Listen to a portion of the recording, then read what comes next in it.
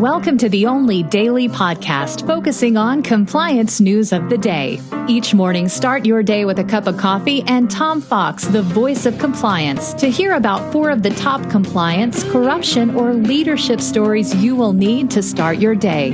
The Daily Compliance News is a production of the Compliance Podcast Network. October 28, 2020, The Ghost of Howard Jarvis edition. And if you catch that reference and understand it, well, be ready for double jeopardy at the end. First up, from the New York Times, AirBnB is fighting its animal house image in terms of party houses. It is many Airbnb locations are the home of raucous parties, and this is an image that they really want to try and get away from when they go public. So it poses a risk to the company as it gets ready to go public. Whether it can actually do anything or will do anything, of course, is a completely separate issue. Next up, a proposed, let's just go to today's lead story, and this is double jeopardy. If you know who Howard Jarvis was, you are not only a political junkie, but you're a tax geek, and I'm both. In 1978, a Los Angeles businessman named Howard Jarvis led an insurgent campaign in California to pass what was then called Prop 13. It was a ballot measure that limited California property taxes and inspired a nationwide tax revolt and in many ways led to the presidency of Ronald Reagan. The law has been considered sacrosanct ever since, something California governors and legislatures challenged at their own peril.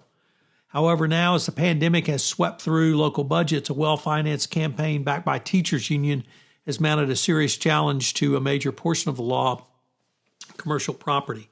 It would give, if approved, it would allow raises for commercial property taxes. Of course, this is long overdue, but commercial real estate aficionados are fighting this tooth and nail, as you would expect.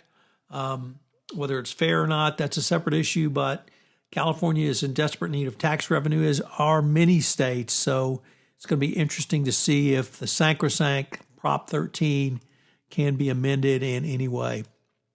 Next up, Visa's planned purchase of Plaid faces antitrust scrutiny from the Department of Justice. It is a $5.3 million deal to buy a key player in the fintech space. The Justice Department will decide whether to block this or not. After spending the better part of a year scrutinizing the deal, the DOJ is concerned it could limit the nascent competition in payments sector. Whether part of that's Wirecard, who knows? And the final story is from the Wall Street Journal that CFOs are bracing for increased trade tensions and more tariffs after the election. Certainly, if President Trump is reelected, all hell's going to break loose in terms of tariffs and trade sanctions, and he will go nuts in imposing those.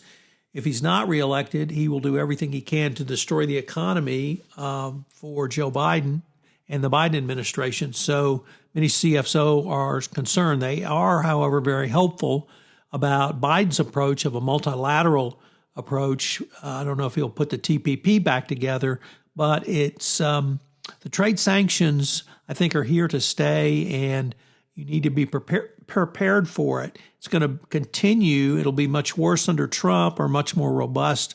It's probably a more fair statement, but it will continue under a Biden administration as well.